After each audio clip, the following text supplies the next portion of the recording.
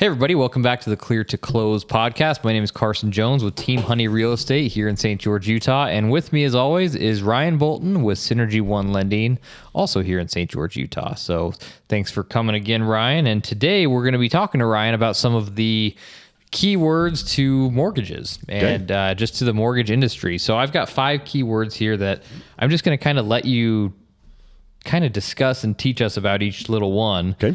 Maybe in a brief couple minutes for each individual word. All right. And then we'll kind of do the same in a future video for maybe more real estate related keywords. So this is 5 lending or mortgage industry keywords. So the first one is appraisals. Appraisals is kind of both. I mean, you get appraisals with real estate, with realtors as well as mortgage lenders, but a lot of times we need those appraisals because of the loans. So kind of give us a little bit of an idea of exactly why lenders look for appraisals and then what that is exactly. Absolutely. So an appraisal is a third-party form done by a licensed appraiser to give us an idea of what homes have sold that are similar to the home that's being purchased or refinanced. So it's a big report. It's 40 pages long sometimes, depending on the type of property. And it's going to go through other homes that have sold that are similar to that home. And the reason we want to know that as a lender is we're loaning money against the home, and we're going to go off the sales price or the appraised value, whichever's less. So that'll determine the loan to value. That'll determine how much money you can finance, all those types of things. So it is something where that's a crucial part of getting a mortgage is what is the value of the home. So does that mean, let's say you're buying a house for $500,000 and the appraisal comes in at $400,000. Does that mean you can actually get a loan for $400,000 or how does that play into it? Yeah. So the loan to value will be based on the lesser of the two. So if you'd have to bring in the $100,000 plus your down payment off the $400,000. Okay. So it doesn't go, and vice versa. So let's say that you're buying it for $400,000, but it appraises at $500,000. You don't get to use that difference. Your still loan to value is based on the lesser of the two. So you can't just finance that shortage into the loan. So how much does an appraisal cost to the buyer usually? Usually it depends on the type of appraisal. You've got VA, FHA, conventional. Most of them are around $600 is usually a good average in Utah. Okay. And is there ever a time when you're getting a loan that you might not have to do an appraisal? Yes. They do allow for, excuse me, I'm losing my voice this morning. There is times where you can get a waiver. So you can actually get a waiver on that there's enough data that supports the value that you've put in there. But I will tell you that that's going away because as values start to slow a little bit, those waivers are going away as well. When the market's going up like crazy, they have a little more faith that the value is going to be more than what they're loaning anyway. Right. So you see those waivers happen more often. I think those are going to start slowing down. Okay. So that kind of leads into other ones we had. I mean, we already talked a little bit about your down payment, and that can change depending on exactly what type of loan you're doing and a whole bunch of different factors. But the cost of the appraisal, that would go into your closing costs, yes. Correct? So that's actually our next our next 2 keywords are combined. So closing costs and the down payment. Yeah. So talk to us a little bit more about those two. Yeah, and that's really crucial. You have a certain down payment, which is a percentage of the sales price or appraisal, whichever's less. Then you have closing costs on top of that, unless you build those into the sales price. But typically, you're going to have 5 or 10% down or 20% down plus the closing costs. I have a lot of clients that will say, well, can't I just roll the closing costs into the loan? No, that loan is a percentage of those numbers. Closing costs are on top of that. Okay. So that's where you'd have to put less money down to where you can then you have the money to cover it, or you have to build it into the sales price. That's usually the best way to do it. And so I keep seeing where buyers might say, hey, we're going to offer you $500,000, but on top of that $500,000, we want you guys to give us $10,000 in closing costs. What exactly does that mean for both the buyer and the seller? That's really a good way to do it because it keeps the price where they need to and they get more for the value instead of lowering the price. If you lower a mortgage 10 grand, you're not going to save very much on the payment, but having 10 grand to work with to cover the other costs will go a lot further. It'll help that client get in the home. It'll help the seller sell the house. It's really a win-win. It's all coming from the equity. Nobody's writing a check for this stuff. It's all just built into the price. It's way better. So if you're out there looking at homes and you're thinking, oh, I want to offer a lot less, you're better off to get more for the sales price. You really are. Okay. So you would recommend essentially a higher sales price, especially if they can get closing costs paid on at least part of it. It's the cheapest way to cover it instead of out of pocket. Is there kind of a standard of how much closing costs might be on a loan? I mean, is everything $2,000 or is it percentages? How does that all work usually? Yeah, it depends on the rate to fee combination you get. There is some hard costs like appraisal, title. There's certain things that are going to be a percentage of the loan.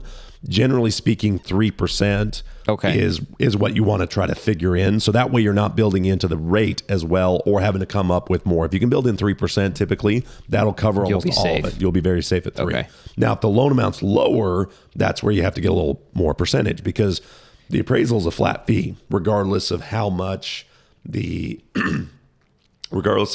sales price is.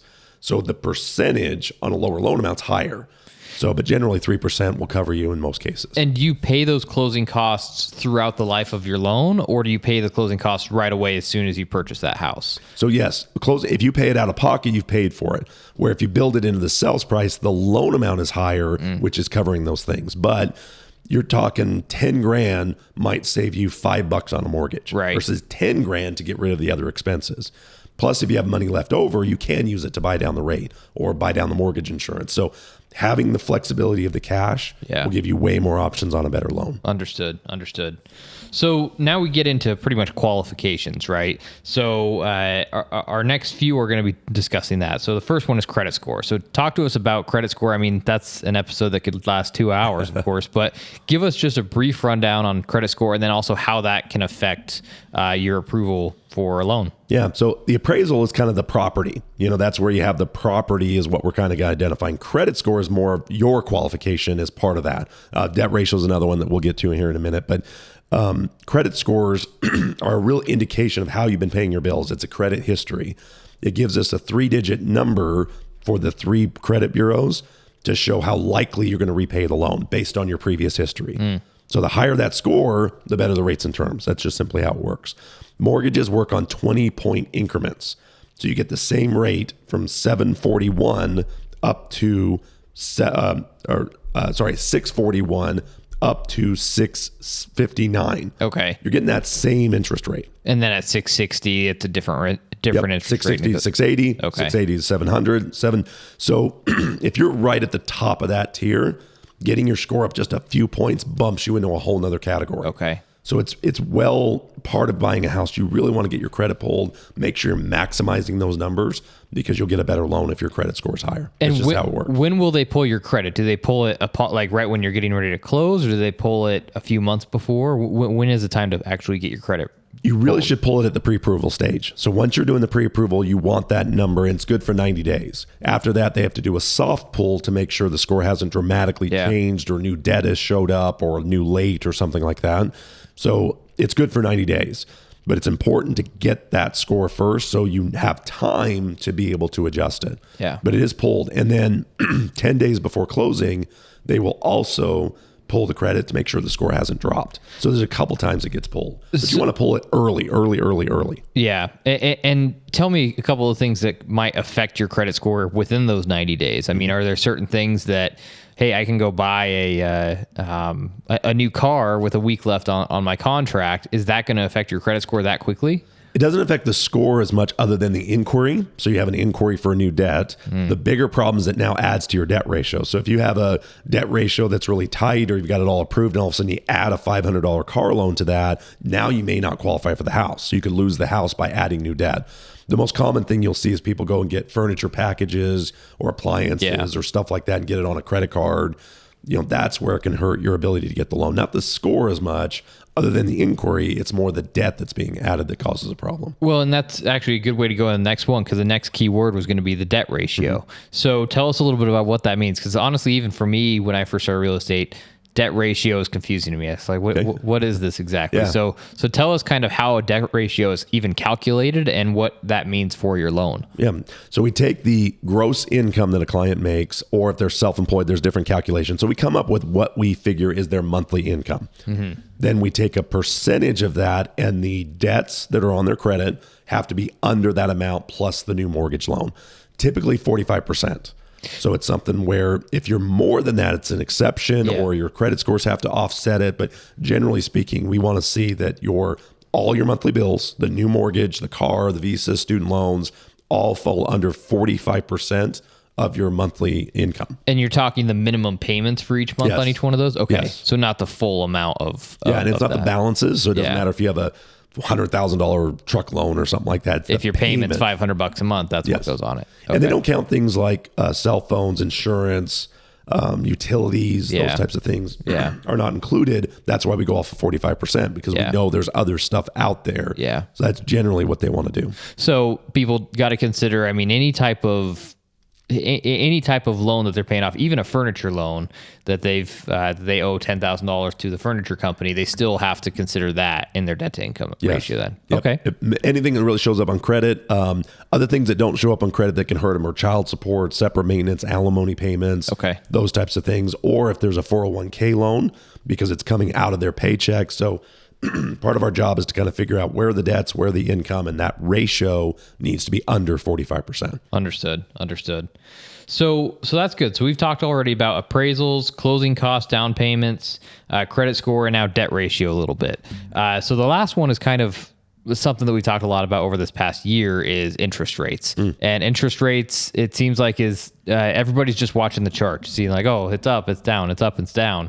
And sometimes people feel like interest rates are extremely high when actually they've been not as high as they've been. I mean, look at 20 years ago, they were, we would think we were extremely low, right? So talk to us a little bit about interest rates and then how that also comes into play on your new loan that you're getting ready to get. Absolutely. So interest rate is going to determine the payment. Payment determines the debt ratio. Those things are what help you qualify for a home. So obviously the lower the interest rate, the more home you can afford for the same payment. So interest rate is a calculation that determines how much your monthly payment's going to be to pay back the amount that you're borrowing.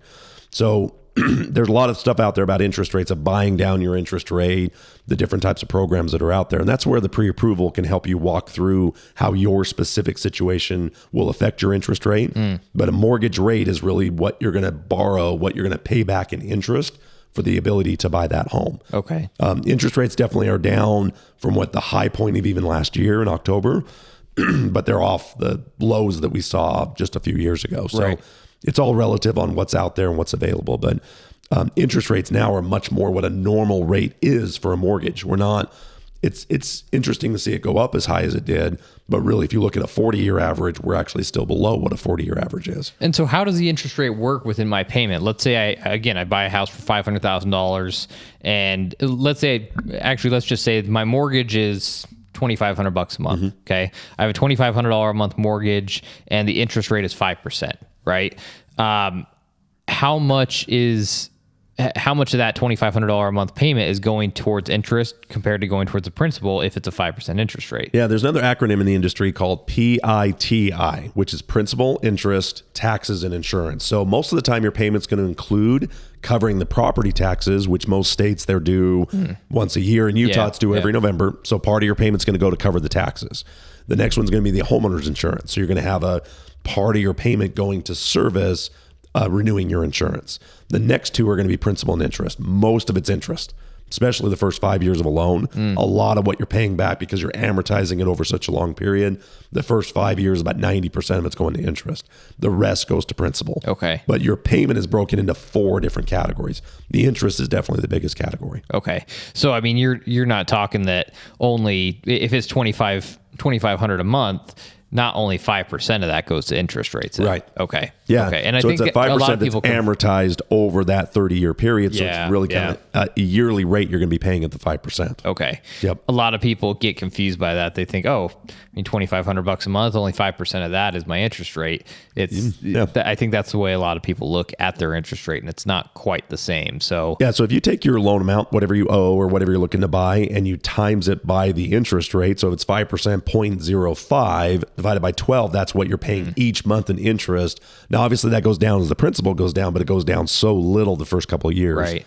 So I always recommend, if you can, round up your payment a little bit. Of $50, $100 can help offset that first couple of years. Yeah. And just realize that all of your payment isn't principal or interest or taxes or insurance. There's 4 things typically that come out. Yeah. And then if you have an HOA, that's separate, but it's usually not part of your mortgage payment. Okay. But I would say Utah is very common for taxes and insurance to be included in the payment. Well, very good. Well, let us know what other words that have come up in your mortgage life. Maybe you've gotten a couple loans on different houses, and you didn't know what certain words or terms meant. Let us know what those are, and we can discuss those on here. But let us know if you have questions about appraisals, closing costs, down payments, credit score, debt ratio, and interest rates. I mean, those are a few that we talked about, and we just hit a few very brief points on each one of those today. So let us know what other questions you have, and we'd love to answer those for you. Otherwise, give either of us a call, and Ryan can answer really any of your mortgage questions that you might have. Great. Thanks so much for watching. We'll see you guys next time.